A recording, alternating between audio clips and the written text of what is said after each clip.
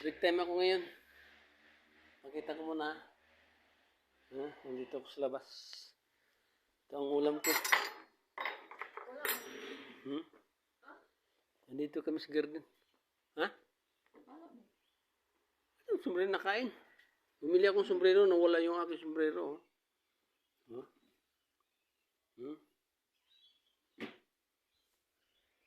Ito ang aking hapunan. Anong oras na?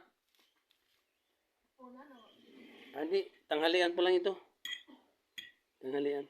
Anong oras na ba? Sarap oh. Ano ito? Sausage? Langgunisa.